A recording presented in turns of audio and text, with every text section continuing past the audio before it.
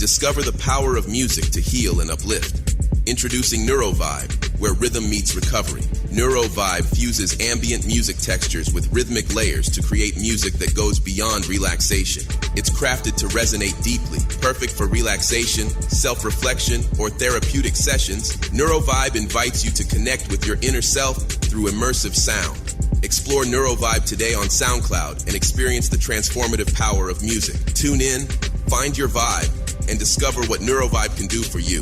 For more information, check out NeuroVibe on SoundCloud today at soundcloud.com/NeuroVibe-BrainSpotting. NeuroVibe is intended for general wellness and relaxation purposes and is not a substitute for professional medical advice, diagnosis, or treatment. Explore NeuroVibe now on SoundCloud. Dive in, find your rhythm, and feel better with NeuroVibe.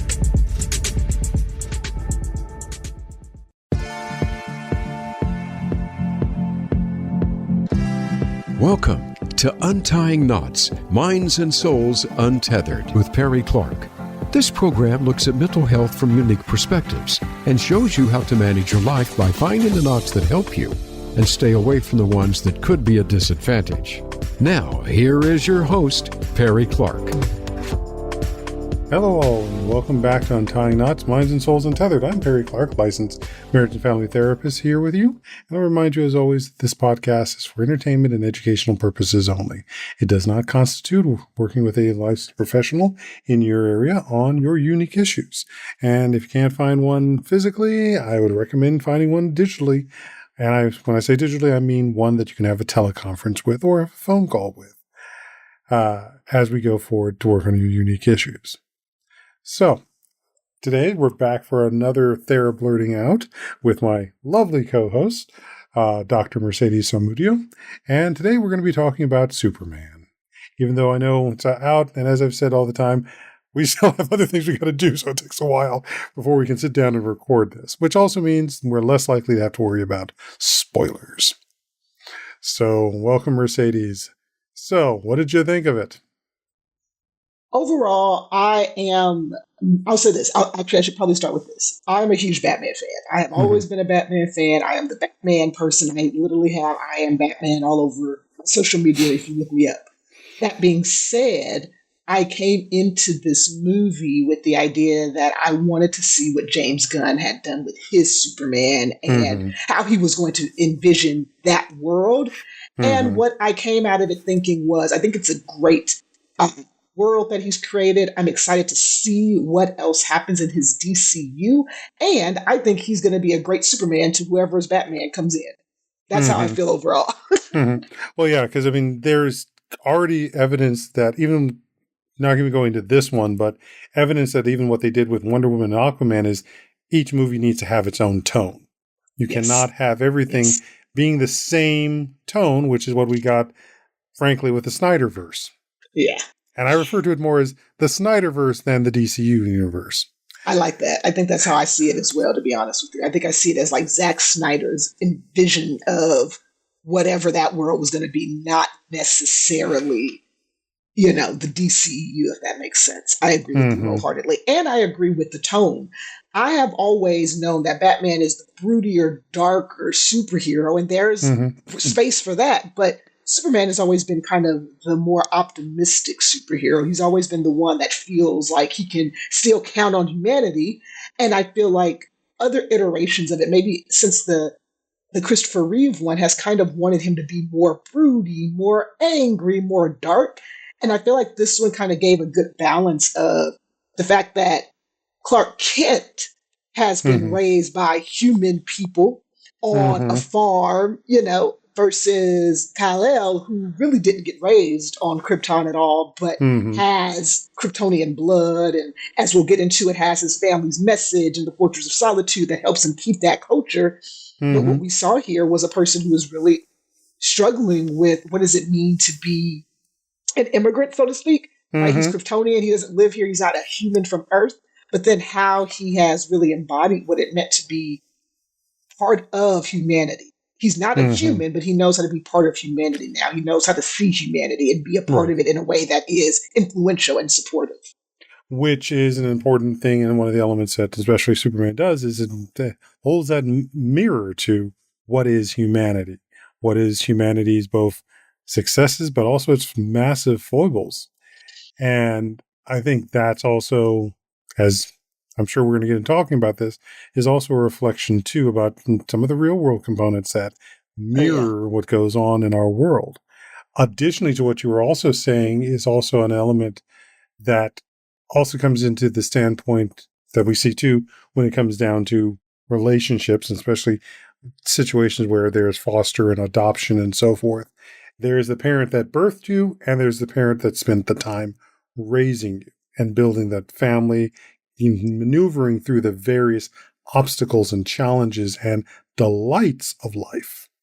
Yes, yes. And I think this movie does that perfectly because you get to see both. You get to see Clark be in the Fortress of Solitude and be immersed in his Kryptonian culture, and replaying, his parents' message over that we learn later on. He didn't have the full message, but the message he did have, he kept playing that over and over and over and letting that kind of be part of his core. But then, he has Ma and Pa Kent who literally raised him, right? Like he has no memory of Krypton except for whatever's there in that Fortress of Solitude. And so you've got this person who was, like you said, adopted by a human family who has spent their whole lifetime taking care of him, their whole lifetime infusing their values into him. And that's something that I think this movie really does a good job of showing us that, he's Kryptonian. Yes, he still has all of those faculties about himself, but he really has embraced what it means to be human, even down to liking pop rock bands like the Mighty Crabjoys, who I feel is like a stand-in for people like Maroon 5 and places like that. Like they're like pop rock acts who normally get kind of joked about. Like he even has that, right? He's such part, he's so part of humanity that he even gets joked about his, he even gets teased for his musical preferences and his pop culture preferences and things like that. Like I think this movie really infuses him with a level of humanity that I think other Superman movies didn't do. They kept him as Superman. They didn't give him that human space. Right, which has always been one of the things about balancing, I think that's also one of the things that sort of came up when we go back to the Christopher Reeve movies, especially Superman 2, when he was willing to give up his powers. And the idea that there can be something more than these powers, which is also another of those continual themes we see in a variety across genres and media about what is important to you. Yeah. I hope we don't do that for the second Superman movie. I think that is a common trope in superhero movies, that because they're so overpowered in the second movie half of the movie, they're depowered or they're in a crisis of faith where their powers don't work the right way. And again, I think with Superman, he definitely has those stories. But I think with this bigger world that James Gunn is creating, and going back to what you said about this story paralleling our current world, I think there's this story that James Gunn is crafting about community, about humanity, about, like you said, who do we call human or who is worthy of life? I think he's crafting that there, especially with the conflict that he allows between the two countries and how Superman decides how he's going to show up in that conflict, right? Like, I think he really is making this parallel. And for me, the big thing that I think James Gunn is talking about here, and I feel like he does it through all of his movies, is he talks about this idea of community. You cannot survive without your friends, without your found family, without your community. Right. And so I think that's something that he's bringing to the Superman lore that is in the comics, I think, but oftentimes has not been brought up in the live action. They usually have him be one guy saving everybody. And here he's part of a larger pantheon of superheroes who are also saving the world as well. Which is one of the realities is that no superhero can do it all alone. And as we've talked about in other occasions, like, where is the person who's going to be taking the bullets and where's the team that's standing behind them? Right. And okay, because I know we're going to diverge in a couple of different places here, but I'll go forth in the standpoint of the Superman that so much of what I think you were talking to earlier already kind of exists and is already getting vilified, and that's Homelander over in The Boys.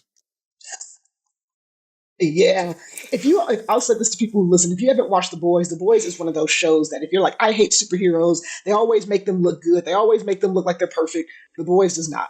The Boys has taken that whole superhero lore and has said, what if we completely effed with it? What if we took Man, I remember the last episode, one of the last episodes of last season, where they took that Spider-Man character and just took him all the way to the end of what that character can be. And that's what I like the boys. So I agree with you. I think Superman has been vilified, caricatured, talked about, redone over and over and over again, or at least the image of who he is, that I think our most recent iteration of him has to be something different. And so I appreciate James Gunn for giving us something that is really a parallel to Homelander, who has become kind of the quintessential vilified or villain version of Superman, if you will. And Captain America, too, for that, since he walks around with an American flag, but that's a whole nother. That's Soldier Boy, that's a whole nother.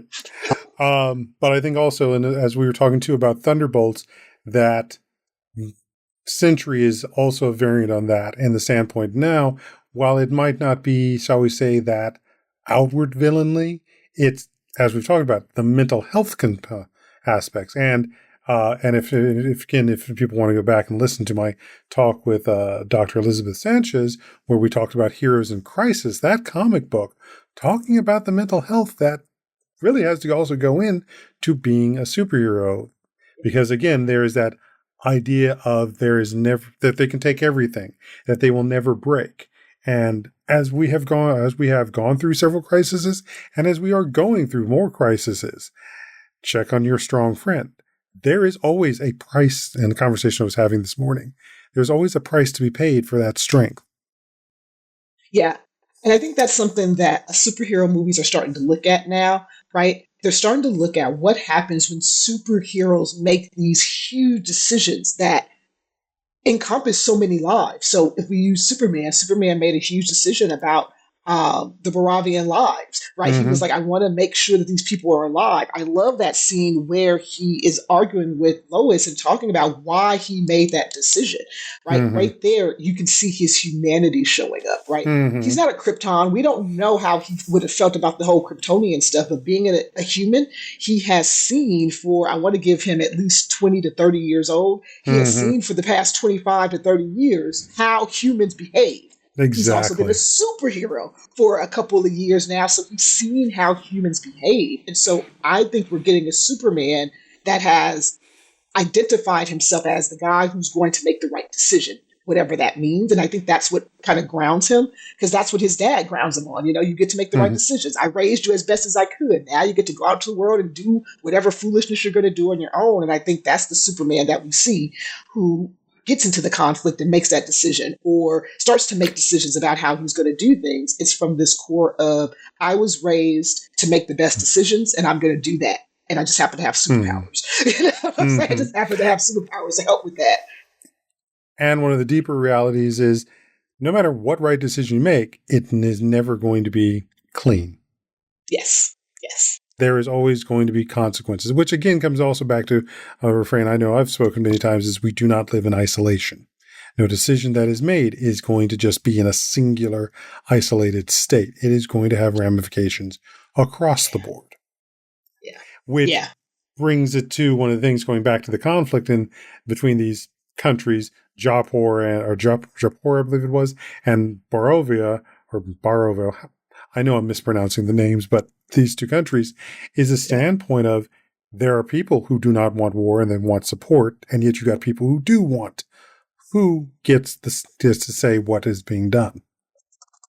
Yeah. Which I think is a very continuous theme, and it even gets into, I think, the deeper thing that goes on, and we'll eventually get into talking about Luther and so forth. But one of the most fundamental power struggles we see across multiple comic universes is the idea that it's often been put forth that people are afraid of those with meta powers, superpowers, mutant powers, and so forth. But I think really what it came down to, and what's most glaring there, is it's about who has control and certainty. Yes. And I think that's the high idea. I agree. I forgot them too, right? I think one of them is Baravia, and the other one, Jahanpur, something like that. Yeah, I think Jahanpur is the oppressed group, and the Baravians are the more aggressive, or the aggressors in this space. And I think there's a lot to be said about that. And I'll say this. I was listening to another podcast or another explainer about Superman, and I appreciated what they said, which is, by James Gunn creating these fictional countries, or not fictional countries, like taking these countries and not using any real world countries, you really get to kind of see, number one, what James Gunn and his crew think about what's going on in the world, the oppressed group versus the aggressor, right, or the perpetrators. But you also get to see what James Gunn thinks about what you just said. When you involve metahumans, when you involve superheroes, what does that do to conflicts like this? Right? So, like, if I try to think if we had a Batman or an Iron Man right now, sometimes I wonder which side they'd be on. You know, I think about Civil War, right? And I'm like, well, Iron and Batman tend to be millionaires who can do what they want to do with their money and put it elsewhere, where you actually have Superman. And this is me knowing that I'm a Batman fan and knowing all the critiques of Batman, right? And still, you know, honoring that I have that affinity for him. But Superman has never been that character. He's always been the kid from the farm. He's never had a lot of money, right? Even as Superman, he doesn't make money as Superman, whereas Spider-Man makes money being Spider-Man's photographer. Superman literally doesn't make any money as Superman. Clark Kent doesn't use him that way, except for maybe getting an interview or two for his newspaper. But for the most part, you notice that Superman's sensibilities comes from him not having money, comes from him being from kind of a working class family. I think especially in this version, Pa Kent works on his farm and he talks about the workers and him going out and doing things together. And so you have this sensibility that I think we have to talk about here, especially as we think about mental health, mental wellness, and even intersectionality, that oftentimes when we're talking about intersectionality, we think about race and ethnicity. But when you're looking at someone like Superman, he's not from here. He doesn't have those same intersectionality kind of traits. This guy is coming from a space of, I was raised to believe in, you know, the smaller person, the little person, the human, the community. And so this is how he acts as a superhero. And I think that's what informs why he gets into the Moravian conflict the way he does, because he was raised to believe in community and helping people and supporting people. Now he's dealing with being a superhero who has to use his internal self to make these decisions. And I think this is something that it's not only James Gunn doing this. I think a lot of the superhero movies and superhero TV shows are starting to look at what does it mean to be human or to be a metahuman and make these type of decisions. And I think that even goes back to what we were talking about with Ironheart. And one of the dilemmas it kept saying about whether or not Ironheart was a hero or not, it's like, excuse me, you still got to pay the bills and all of those things. And even comes up even with Falcon and Winter Soldier. Where is that money coming from? Where is that money coming from? Between having all the money in tech to build the suit, or as in Falcon and the Winter Soldier, the money to save the family business. Right. It's one of these things that as the superhero genre has continued, it has also had to struggle with the way these components and these storylines fit into our world. It's no longer that point of where it started with, like with the comics code, where it was, even our questions about justice are also now up in a place that no longer fit where these things started and how they've had to evolve to stay relevant. And I think that's another metaphor for, again, what people go through in their lives, where you may have started in this household, in this family, but ultimately you eventually have to go out and live in this world. And this world is going to demand things and require things of you that may have never come up in your family or were never even considered okay in your family. Yes. That actually brings us back to what we were talking about before about relationships in this movie. That's the difference between Lois and Clark, right? That Lois kind of grew up in a different space, maybe not so much in the city, maybe kind of out on the outskirts of the city. It sounds like I don't know the full geography of Metropolis and where she is. Well, but I think that's this, right? This whole space that she grew up differently than him. Like, she grew up with less community. He kind of grew up on this little small farm out in Smallville outside of the city. And she doesn't really always understand his small-mindedness, his kind of country boy mindedness. And I think that's that space of what happens when you go out to the world. Lois has gone out into the world and done what she has done, but then Clark is coming from his Smallville upbringings into Metropolis with that kind of sensibility, if you will. Right. Now, of course, they didn't do and if it was there, it ended up on the cutting room floor. But there's also, again, we don't get as much history about Lois, other than she says she's got difficulty with relationships, but there's actually reasons for it because, again, if you know anything of at least just the general lore of Superman, she's the daughter of a general. Mm-hmm. She's a military brat, per se. And with all respect to all the military brats out there, we love you. But that standpoint of the constant moving, the aspect of being in a militaristic environment where it is about certain orders, certain use of force, what does that also influence, again, in the choices that are fundamentally being made about the world you may have come from to the world you are living in? Yeah. And that might inform, too, how she sees this conflict and how she sees her work. I think one of the things that I've noticed about the way Lois is often portrayed is that Lois is often portrayed as like this headstrong person who just rushes into trouble and just doesn't think about it. And I feel like this Lois does not do that, which I think is a really good piece of representation for the idea of the strong female character, right? Like, I think when we have them, we think they're supposed to always just go in and be gung-ho, but there is this level of wisdom that I think that James has given Lois, where she doesn't do that. She doesn't just run into stuff. She doesn't just go to stuff.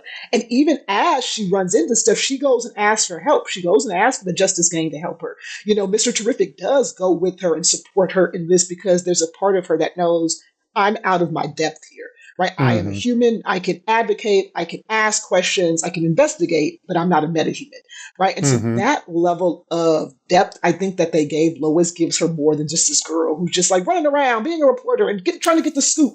She's not doing that, right? She's actually being really thoughtful and aware of what she's doing. Even when she was interviewing Clark Kent, you know, as Spider-Man, I felt, as Superman, as Superman, I feel like she wasn't just trying to get the scoop. I feel like she was really trying to say, like, do you know the full extent of you doing that? Do you understand what happened when you made that decision? Right? Yeah, that gives some depth that I think I think other Loises didn't get that much depth. Well, and that again may also be an example too of our understanding of women's rights, misogyny, and so forth. The view that, again, even Lois gets to be a complete being, as opposed to just the caricature, the single-dimensioned character. Yes. Yeah, this is a Lois that actually has had the experience and had to try and get out of things, and has, like you said, learned the wisdom, versus, which is often the thing, again, about the past was, Lois would rush in and then have to be rescued by Superman. There was an element of the idea of the story, because there's an idea of what does a strong-willed woman mean? Oh, she'll always need to be rescued. Versus, no, she can get herself out of it if she's had the chance and has the awareness. Yes. That piece of it, too, I think kind of is juxtaposed with, and I was talking about this in another podcast, James Gunn's kind of bro humor, where that still exists there, right? Sometimes James Gunn, I think, does acknowledge the female character, but I think sometimes he also kind of falls into bro humor sometimes with some of his female characters, not with Lois, but I think with some of the other characters in this space. But what I do see here is an awareness that these characters, however they've been characterized, get to exist as they do here. And I find that this, if you don't mind us kind of switching over into some of the other characters, I think this is another thing that I like about Superman, this character, that all the characters aren't just sitting around waiting for Superman to do something. Jimmy Olsen has something to do, right? The other, Lex's ex, who I forget her name, is coming to me as we're talking, but she actually, Eve actually has something to do. Like, she's not just playing her stereotypical trope person. She actually helps with the investigation and makes a couple of decisions that make sense. And at the same time, I think there are times where certain characters, whether they be female or male, fall into those stereotypes and those tropes, kind of being kind of bro, kind of being a little like, what's the word? I'm like crude, somewhat. I think someone said this, and I give it to him. I think when James Gunn is allowed to do PG-13 versus rated R, some of that bro stuff, that stuff gets pulled back, right? And I think here it works really well in the Superman mythos that each character, even if they're playing a trope, even if they're playing some type of caricature, they still get an opportunity to be a little bit more three-dimensional and make some human decisions that don't feel so tropey or caricature, if that makes sense. Right. Right. So let's delve into some of the other characters. I think, with all respect, let's save Lex for the second half. Okay. There's a lot to be dealt with in that. But let's look at some of the, like you said, Jimmy and the fact that what he's got to do with the relationship with Eve to get the information that they need, and let alone Eve choosing to support Jimmy. And what she's been able to wine and dine with Lex, but what is the cost that's going on for her? I agree. And the fact that to talk about. Yeah. Even more so, the realization of what she had been taking pictures of. Yes. Which I think was intentional. Like, I don't think she was doing it haphazardly at all. No. I think she was playing I'm just taking a selfie, but she was taking, even at the beginning, right? She was taking a picture of that whole thing that was happening with Superman as he was getting, as he was getting beat up. And so I think there's this space here that with her character on the surface, there's definitely like, okay, what's going on? Why is she characterized like this? But then as you start to look and see where she is, every character has the same realization. Oh, she was actually paying attention. She was actually taking pictures of everything. She was actually kind of creating a whole case, if you will, against Lex. And I feel like this character, along with the Justice Gang, like they really filled out this world.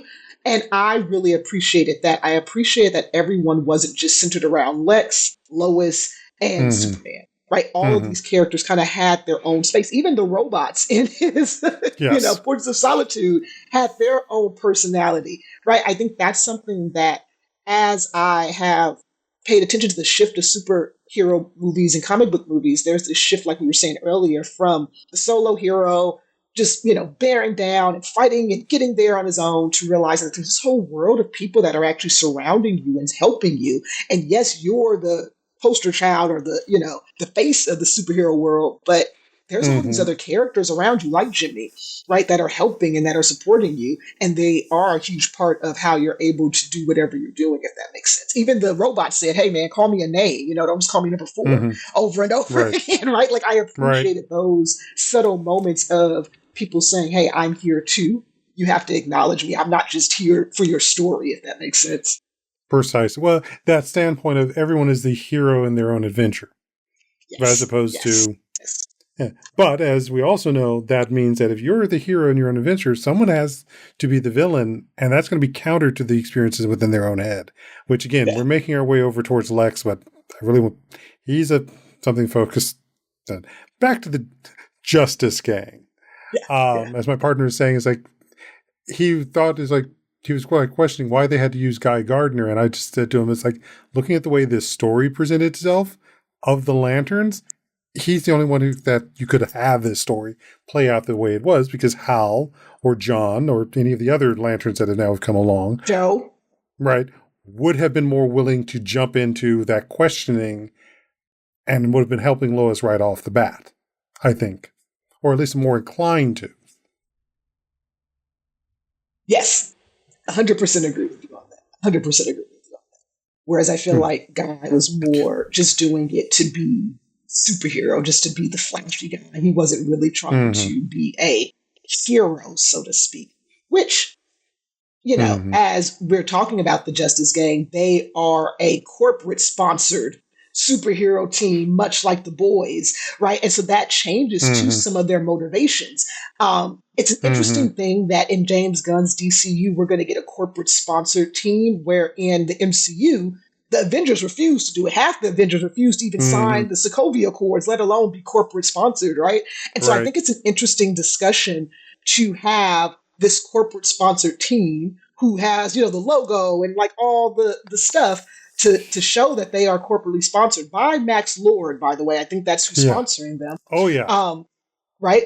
So they have different motivations for their heroism. And I agree with you. I think using him even using Hawk Girl, because Hawk Girl in every iteration is pretty apathetic most of the time. And then Mr. Terrific, I think, again, he kind of has his own space where, because he, I think, is neurodivergent and is showing up as he wants to, like, he doesn't even feel like he has to do what the other team does. He's too smart. That's one of my things about him. He's like, I'm Mr. Terrific. Like, I'm smart. I know what's going on. You don't have to tell me. All these characters that they chose for the Justice Gang are very kind of self-centered, if you will. And so their heroism comes from what happens when people see me be a hero, as opposed to Superman's, which is, I'm doing it because it's the right thing. I think that was a good juxtaposition to have those three particular people of the Justice Gang be the Justice Gang versus, like you said, another Green Lantern that has more integrity and responsibility and takes their job as a Green Lantern really seriously. They would have jumped in and done more. Right. If that makes sense. Adding to also is like again, we come back into the history of what's shaping them. Yeah. Because again, we go back to those John Stewart and Hal, their histories and reasons for being would have them more engaged in that. Which also then leads me to a thought of something that was said by Nathan Fillion's Guy Gardner character, saying the Guardians put me here to protect Earth from, at that point he's saying Superman, because of the story twist that they were doing there. And I couldn't help but wonder, is like, so what is going to happen when if humans then become the threat to other aliens? What is the Lantern Corps supposed to do then? What are the human lanterns supposed to do then when humanity becomes a threat to any of these other species is out there, as opposed to it's always something else coming in and being a threat to humans? Yeah. It's interesting because I know we're getting a Lanterns TV show, right? So hopefully they will explain that, because I think what we're starting to see, and this is what I think James Gunn's theme is with his chapter 1, Gods and Monsters, right? It's this idea of like, who is a god? Who are we worshiping?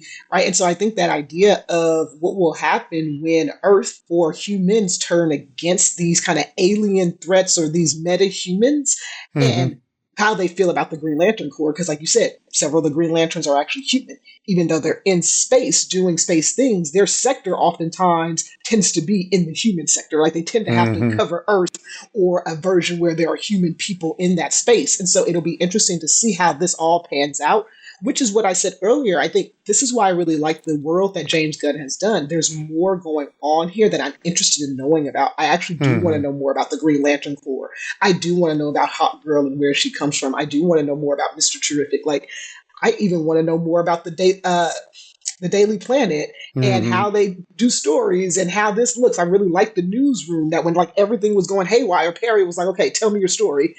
I love that his name's Perry, by the way. Well, yeah. Believe me, there's more than enough times I've had to. Believe me, there's more than enough times I've had to reference Perry White for people to understand my name, as well as Clark Kent to understand my name. So I've used both of them. I kind of love that your name is literally heavily steeped in Superman lore. Your name is Perry, right? And your last name is Clark. I'm like, you're literally a Superman character, actually. Even though it's not exactly my biggest place to sit. But yeah, it's like, yeah, I've had to use them constantly throughout my life for people to figure out what I'm saying and what my name is. Yeah. So I love it. I love it. But you can imagine what that also means for myself, feeling the sense of, God, I have to use these to be able to reference myself too. So yeah. But there's that. And I think I would have liked to have seen more development with Hawk Girl too. Just the aspect of, and is this an actual Thanagarian Hawk Girl, or is this some other variant twist they're doing to give us Hawk Girl? Because we see scenes where she has no wings whatsoever, and then she has her wings. So it's like, yeah.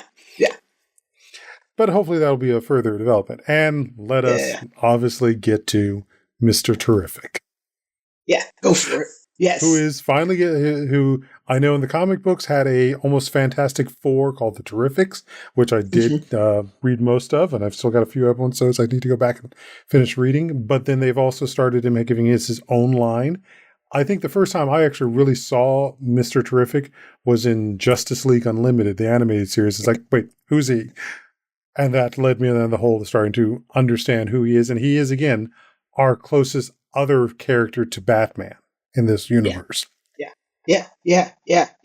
And he briefly had well, I will say briefly, he was actually on the Arrow show for a while. They used him as Mr. Terrific, Echo's character. So Right. I remember getting him in Arrow. I didn't finish all of Arrow, but he was in there too.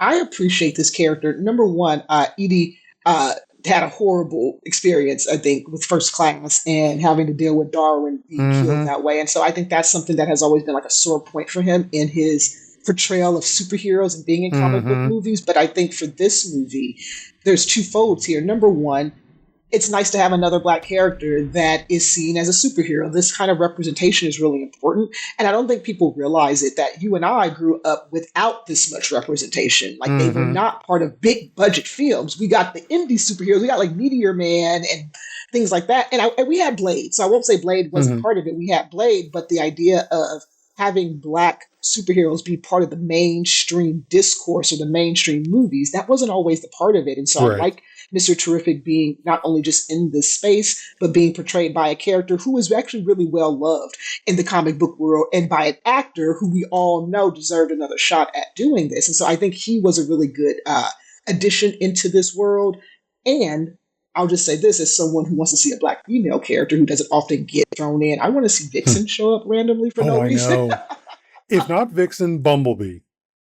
One of the two would be. Yeah, I just saw someone have a great cosplay of that over SDCC. Both of them would be great ones to bring up, and let alone again the continued development of that as characters. Even Nubia having more of her too, who's right now in the comics the queen, the overall queen of all the Amazon. It's not Hippolyta anymore, but it's just like, but it's that development of it. Let alone what are also equally, because I know we didn't do Blue Beetle, but that aspect of also Hispanic representation. And what are we getting with the Asian superheroes as well? Not alone, just also the Middle Eastern ones too. I agree. Blue Beetle, from what I understand, is still going to be part of James Gunn's DCU, but I don't think his movie will. But I think they're going to keep Solo as the Blue Beetle in it. And I would love that because I think he did a great job. For those of you, like you said, we did not do one on that. But if you have not seen Blue Beetle, I actually recommend it. Out of all those old DC movies or DCU movies from that Snyder era, Blue Beetle is one of the few that I'm like, it's actually really good. It's really worth watching, I think. Even though it won't be a part of this one. Yeah, especially with the redevelopment of the history. And that always comes back to, as I've often said, it's some of these characters need more time to develop some of these storylines for them beyond what's happened, shall we say, with the Game of Thrones effect, where they started with a certain number of things and now they've had to build off because the series needs a few more episodes and such. And they've had to invent storylines that aren't part of the canon. I agree. So let's pause there and take a quick break. And when we come back, we're going to talk about the villain of this story, Luther, and such, and feelings, just stuff there. All right, folks, we'll be back shortly. I'm Perry Clark, licensed marriage and family therapist with Dr. Mercedes Samudio. We'll be back shortly.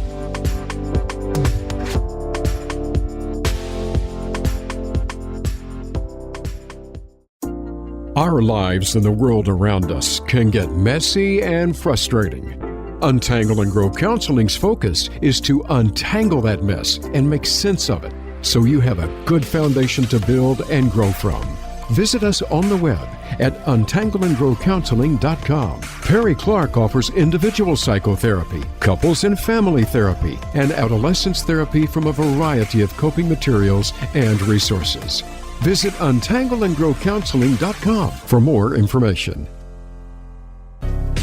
Discover the power of music to heal and uplift. Introducing NeuroVibe, where rhythm meets recovery. NeuroVibe fuses ambient music textures with rhythmic layers to create music that goes beyond relaxation. It's crafted to resonate deeply, perfect for relaxation, self-reflection, or therapeutic sessions. NeuroVibe invites you to connect with your inner self through immersive sound. Explore NeuroVibe today on SoundCloud and experience the transformative power of music. Tune in, find your vibe, and discover what NeuroVibe can do for you. For more information, check out NeuroVibe on SoundCloud today at soundcloud.com/NeuroVibe-brainspotting. NeuroVibe is intended for general wellness and relaxation purposes and is not a substitute for professional medical advice, diagnosis, or treatment. Explore NeuroVibe now on SoundCloud. Dive in, find your rhythm, and feel better with NeuroVibe. Follow Voice America at facebook.com/Voice America for juicy updates from your favorite radio shows and podcasts.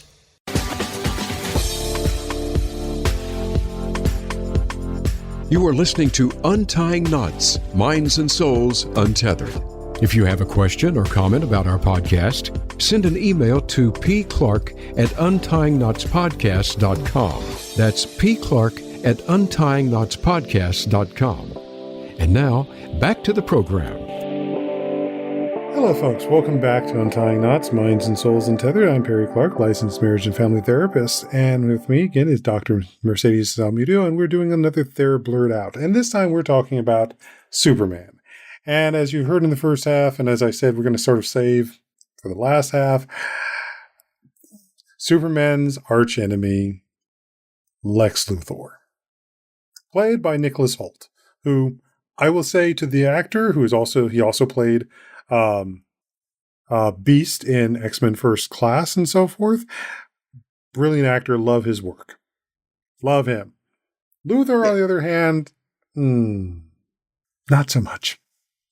Not so much. Which is a testament to how good he did Luthor, because you really did hate this guy. Like, you're like, oh, this is a jerk. I love Nicholas Hoult as Luthor, number one, Luthor. I think he actually did a really good job at it. I think he really embody this guy's hatred of Superman and metahumans. There was this one line where he starts to talk about how he doesn't want to be compared to like Aristotle and those idiots because he's smarter than all those great philosophers. And I'm just like, God, he really is diving into Luthor's kind of megalomaniac kind of spaces where he really does believe he's better than him. And I feel like what Gunn has done is he showed us that hatred isn't just about, oh, I don't like him. Oh, it's like he doesn't like Superman because Superman is a testament to how human Luthor is. Luthor wants to kind of transcend humanity if that means anything to him. But Superman constantly is a constant reminder that you'll never be able to do it. You can never be Kryptonian. You can never be Superman. You'll never be able to shoot lasers out of your eyes.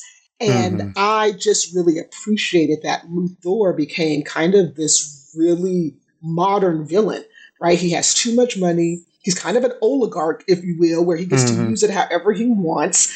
And he uses it to specifically design a whole fighting manual, if you will, and a whole system, if you will, just to fight Superman. All this money, all this influence, all this intelligence, and this is what he's done with it.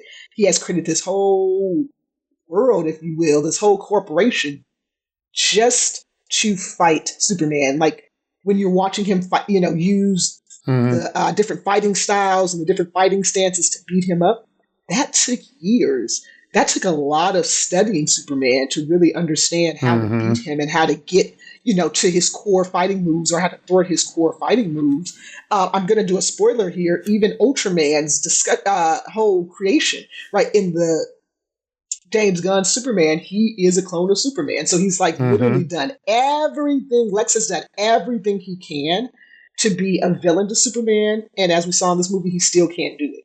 He's got this whole group of people sitting here pushing buttons, trying to fight Superman, and he still can't do it. And I think that, again, goes to what we've been talking about with who Superman is. Superman's core is to do good no matter what, and Lex Luthor is to win and be the best no matter what. And I think that is going to be a really good villain-hero kind of fight that we're going to see throughout throughout whatever the cinematic universe ends up being for the DCU. I kind of want to keep seeing Lex be this way, if that makes sense. Right, which also, and he's, as you pointed out, that standpoint of no matter what happens, he'll never be capable of these other things, despite all the things he is very capable of, but are also not centered in community and not centered in at all the good of all of humanity. It's still the standpoint he needs to be the top of humanity. Everything that is aspired to. Even the things that I think he claims when he gets into Superman's harem. That's more of a reflection. That is literally more of a reflection of himself than it is of him or anyone else that's going on. Again, we're seeing so much that is just actually Luthor being projected onto Superman. Yes, yes. And it'll be interesting if we ever get some of his backstory, because from what I know, this was ingrained in him. Like, if you think about Superman's childhood and upbringing versus Lex's, Superman was loved and nurtured and cared for and is seen as, a part of society, versus Luthor, if we're going with his, years of comic book lore, is abandoned pretty much by a dad who is smarter than him and better than him and continuously instills in his son, be best, be the best. Kind of like that very punitive, empowering, power that his dad has. And so if we get into that, we'll see that Lex was taught always and encouraged always to be the best and be number one, no matter what. Whereas Clark was not taught that. Superman was not taught that. He was taught to be a part of community, be with everyone else, be part of the human race, if that makes sense. But the inherent problem that comes with that aspect is, you have to be the best, but you can never be better than me. That's also ingrained in that standpoint of, I need you to be better, but I can never let you be better than me, which is what's going on with the father and the parent. And again, that echoes into other things we're seeing in the present world is, and if he couldn't beat his father, Superman becomes a stand-in. There you go. That's a perfect, I think, metaphor for what we do with our parenting trauma, right? Our mother wound, our father wound, we can't fight our parents, right? We just can't. For whatever reason, we're not able to punch our parents back or talk back to our parents the same way, or even hurt them in the same ways they've hurt us, right? But when you're someone like Lex Luthor, you spend your whole life amassing power so you can hurt others the way you were hurt, right? You amass all of this money, all of this influence, right? So that way you can hurt Superman, who now becomes, like you said, the proxy for the dad you could never hurt, or the parent you could never, do enough for, or be good enough for. Even when they're fighting, he tells them, I'm this, I want to be this, I want to be that. That's Lex saying to him, like, I want Superman to validate that once I beat him, I'm the best. I bested everybody, right? And I think that's really, interestingly enough, a very common villain story, kind of lore, if you will, that because of what happened to them, they have to be the best. But I think it gets kind of distorted and really mutates into this type of, I don't know the word of it, this type of, I don't want to use narcissism for this because I don't think it's necessarily all that, but I think there's this level of self-centeredness and need to be the best that kind of becomes the villainy. It's no longer my childhood. It's no longer my parenting. It's now I have to be. I can't even function in a world without being better than everybody else. Well, I think then in that case, we come back to the writing tropes. Yeah. And I know there's there's a lovely breakdown that is done with animation, but I think is the 9 different tropes that are used in writing. So there was the classical, the postmodern, and the present, which is the ones like man versus nature, man versus man versus society, man versus so on and so forth, to the point where I think what we are seeing is probably a 10th version. Because again, it's trying to figure it out because it can fit into multiple ones of those. But that standpoint of this is one of those other writing versus notes that I don't think it's been well used, but I don't think it's well understood. And I think, can I be honest with you? I think those writing tropes are really interesting. I'll say this as we look at Lex and as we look at him being the parallel to a lot of the leadership that we see out in the world right now. I think those writing tropes are really interesting because there are certain leaders who kind of connect to these characters, right? They connect to their characters' nationalism or imperialism, right? They connect to that stuff. And it's interesting space because what I see in the nerd discourse is that the people who are the most tyrannical tend not to be able to see the equitable, inclusive messages of movies like this, they tend to see themselves as Superman, where it's like, do you know that Superman actually fights for everybody else in immigration and fights for people, versus seeing themselves as the Lex Luthors, right? They don't see themselves as that. They see themselves as the Superman. They're coming to fight injustice. And I've always thought that was such an interesting juxtaposition, that we know that those people are the Lex Luthors. We know that Lex Luthor becomes a metaphor for that type of tyranny and that type of villainy, whereas those people see themselves as the Superman. I've just always found that a very interesting juxtaposition, that they can't see their own villainy. They can't see their own tyranny at all. Well, it comes back to that other saying. Yeah, it comes back to that other saying, which is in the second Christian Bale Batman, or was it the first one? Live long enough, you go from being the hero to being the villain. That's the second one. That's Dark Knight, yeah. You either live long enough you either die the hero, or you live long enough to be the villain. And the aspect of when that arc shifts is a big one. And I think drawing this back into also the metaphors and the things that we use to process in our psyche is an important one. And coming back to what I said, everyone thinks they sees themselves as the hero in their story. But to somebody else, you're the villain in their story. Yeah. And do you understand what that means? Yeah. And the counter idea is like, oh, wait a minute, I'm being seen as the villain? I'm not being seen as the good guy? Which I would also say is something that we, especially as marginalized and POC people, are constantly dealing with. We can never be the hero. We can never be equal. We can never be equally loved, because they need us to be the villains. I agree. They need 100%. A villain to direct their energy towards. Yes. And I think that's an interesting space that we can talk about with Superman, because with Superman being kind of this white guy, he gets to kind of play that note.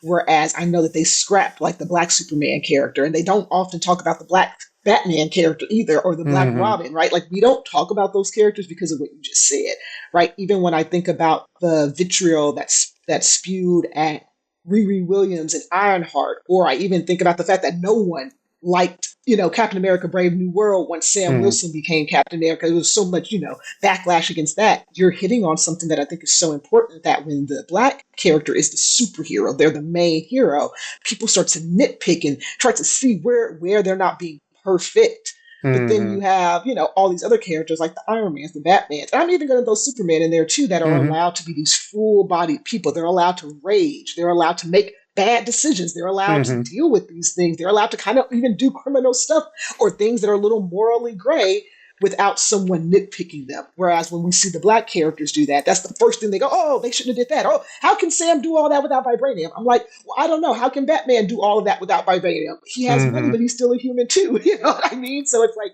we pick and choose when it comes to our black superheroes, what we allow them to do in these fantasy worlds, versus what we allow the white superheroes to do, especially the cishet white men. We allow them to do everything, right? If that makes sense. So a lovely moment of that was when during the era versus shows and so forth, and I was watching the earlier seasons of Supergirl. There's a moment where Supergirl and that version of Kat, after Supergirl as Kara, the assistant, has a bit of a meltdown, she takes her aside and says, I had to sit there and watch Perry White pick up a chair and throw it through a glass window. The moment she said that, I said, oh, that's the white version of Perry White. Yes, it is. Yes, it is. Because sadly, only a white man could be able to do that and still keep his job. Oh, yeah. Oh, yeah. That actually makes me think of another comic book moment. In The Boys, Giancarlo Esposito's character, I forget his name, but he's like the CEO of Vought. He actually tells Carl Urban's character that I don't get to do like you. I don't get to just burst in and yell and scream. I've got to do things bureaucratically. I've got to do things by the book because I'm a black man, right? I'm an Afro-Latino man. And I thought that happens a lot in the scripts where black characters get to say stuff like that. They have to say, I can't do that. Or as the audience, a Black person, as an audience member, I do the same thing as you, where I'm like, oh, that must have been a white character. Oh, that character must have been white. Because I know that Black characters are allowed to have that rage or to have those full expression of emotions without it being demonized or vilified. Which is why, as much as I love the idea of them multinationaling Bond, it's not going to work well if it's not a white guy. That's so weird that you said that. I feel the same way. I remember when they were trying to do Lashana Lynch, and I loved her, and I thought, yes, I would love to see Lashana Lynch be 007, and then I immediately thought, they're not going to let it happen. But I was really intrigued to see it. Oh yeah, but there's one key scene to that same extent. There's the scene as they're in Sweden, and she's on the way, and she calls for permission to use lethal force. And says, and it sort of has the blink because it's a surprise. And he says, your predecessor never bothered to do that. Your predecessor never had the other constraints to have to be looking at that for why they had to say, I'm calling and I need the authorization to use lethal force. It's even just as much when we go to Black Panther, the first movie, when Okoye stops him from taking out Claw. People are watching. That's exactly what she says, right? The world. Look at the world. And so the Black Panther, the king of a sovereign Black society, can't even enact revenge because of how the world will see it, even if he's justified in that moment.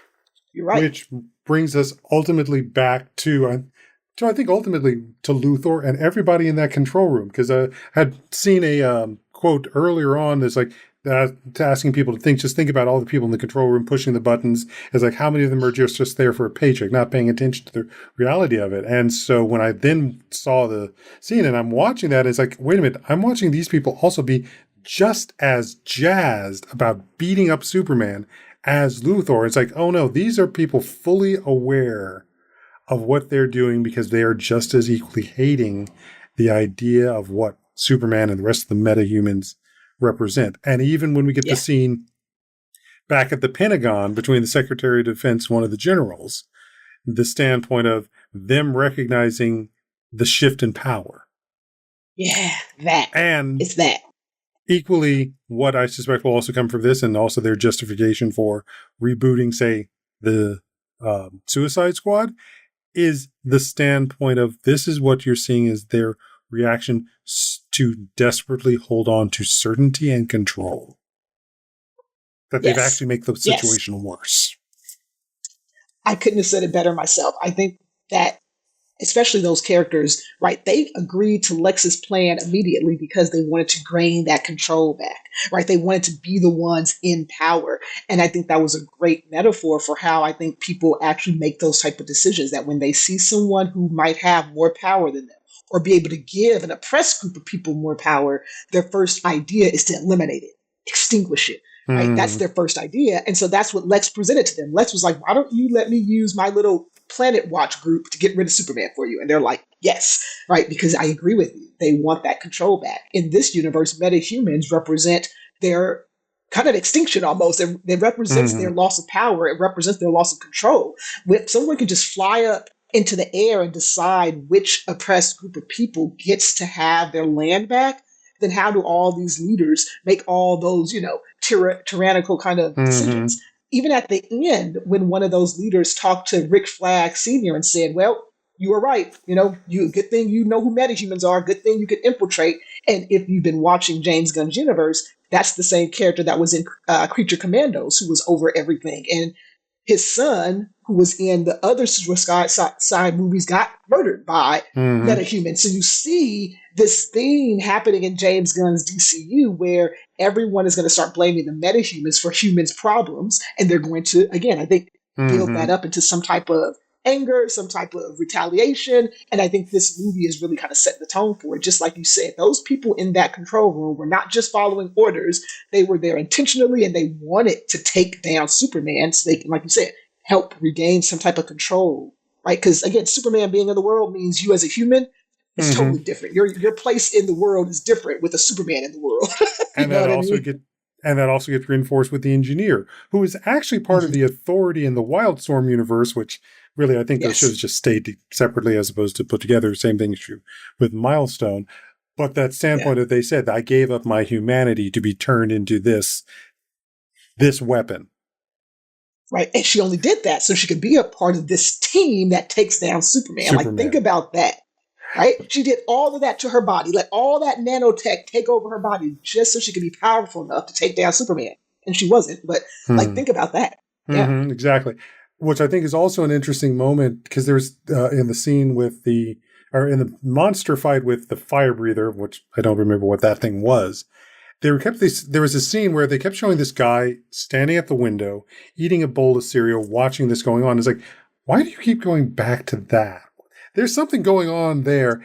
And then the scene where the car explodes, Superman gets in front of the little girl to keep her from being hit. And then you see those canisters smash into the window and hit this guy. It's like, oh, now there's a new person who's going to hate Superman. Yep. He can't save everybody. He has to pick and choose, and they're going to be like, well, who are you picking and choosing? Right? And again, I think that was the whole reason why Lex did what he did, create chaos, so that way you can see Superman's valuable nature, and then he can gain control. I mean, as soon as he decrypted the rest of that message from his parents that actually told the true nature of what they wanted from him, he immediately leveraged it. He immediately was like, see, I told you, metahumans are here to hurt us. Metahumans are here to stop us. Metahumans are going to take us out. Like, he immediately used it. But I also then wonder, again, is that the actual message, or did it get? I've been wondering that ever since. I'm like, is that the message? My husband said, and I kind of give him some props for that Mr. Terrific said it was, so Mr. Terrific had, But what I said is Mr. Terrific didn't assess the message himself. Mr. Terrific took Lex Luthor's translators and tech people at face value, and he says that. Well, Lex has some pretty good people, so the message is authentic. But even that, nobody checked. Like, nobody checked to see if Lex Luthor's message was authentic or what he deciphered or translated was authentic. So that's an interesting thing that I want to see come up too. Like, are you sure that's what happened? Are you sure that's what it said? And really, the only person who truly knows what that message is the architect or the engineer. Yeah. Because she was the one who was interfacing with the Kryptonian technology.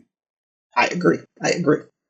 So it'll be interesting to see if that's exactly what it said, if that'll come into play, or if we'll learn.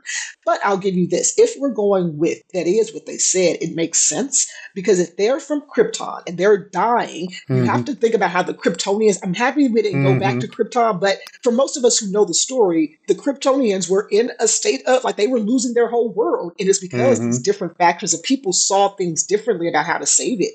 And so Kal-El's family saw it one way and had their perspective. Well, you have to think their perspective is what they're going to impose on their child. So if they want him to go to this new world and they want him to repopulate it and keep the Kryptonian blood and ideology going, from their perspective, what they're saying isn't bad. They just want their race to keep going. They just want him to go somewhere. And if you're going to Earth with these lesser humans who obviously aren't as advanced as us, you might as well take them over, and you might as well do this. If you see it from that perspective, his parents weren't really wrong. Right. But the way that Lex saw it is he was sent here specifically to hurt us, and that wasn't the case. So we'll see if those discussions and those narratives permeate the rest of the DCU and how people see Superman. Yeah, whether there's a redemption of that story of the Kryptonians, which, again, gets into a lot of our other mirroring issues about race, culture, history, and choices that have played out. And, again, economies are tied to history. They aren't, again, as separate things to each other. I love that line. That's a great soundbite, Perry. Economies are tied to history. I agree with that. Well, and then I'm also watching Foundation, so the aspect of psychohistory is also a factor there, about and the rhythms that we move through as well. Yeah.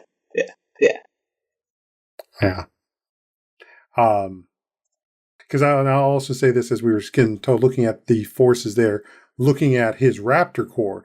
I was watching that and it's like, okay, the Amazons could take those guys down. The Atlanteans could take those guys down. Oh, the Thanagarians would have a fun day just taking out the Raptor Core as well. It's like, yeah, there's that. You have really no concept about what you're actually fighting and why you'd be fighting and why you guys just wouldn't last like you think you would be. Yeah. But equally, again, the Raptor Corps was also made up of people who wanted to crush metahumans, Superman, and felt they needed power. So I think a very deep cost is reminding and looking at people who go after power. There is always a cost to be paid for it. And sometimes that cost is not mercy. It's not community. It's not thinking about the well-being and the long-term future, only the short term.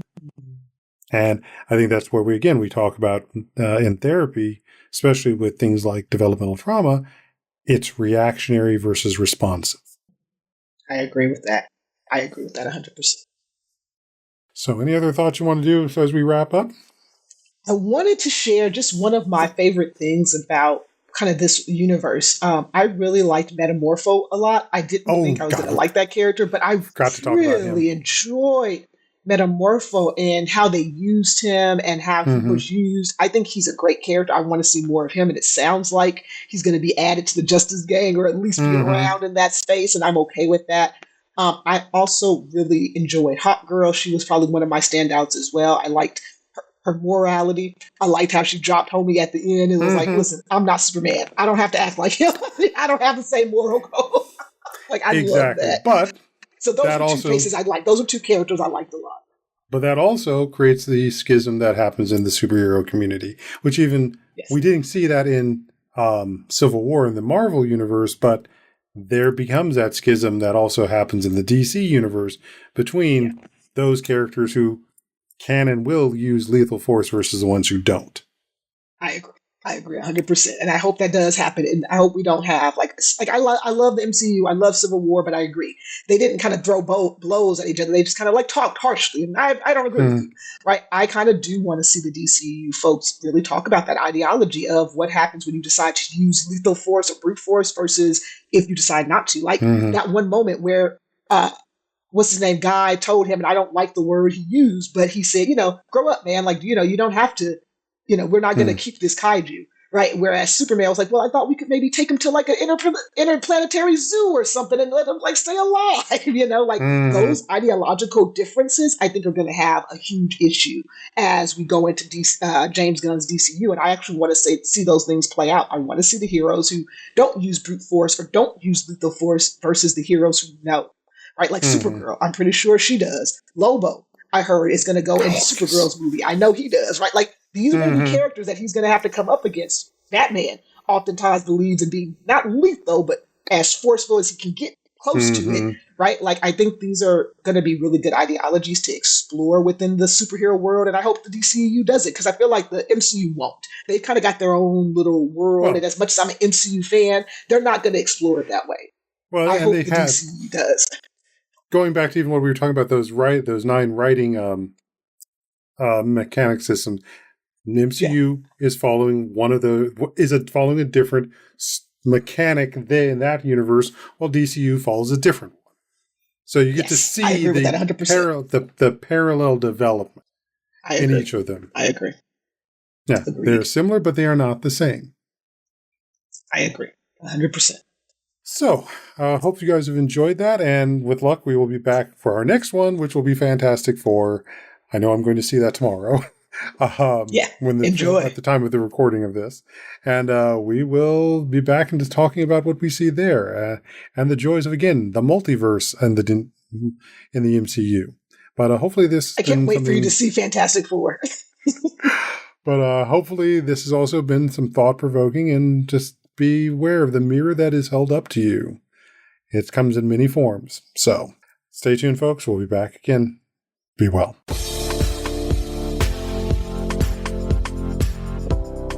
Thank you for tuning in for Untying Knots, Minds and Souls Untethered. Be sure to join your host, Perry Clark, for another episode on the podcast coming soon on the Voice America Empowerment Channel.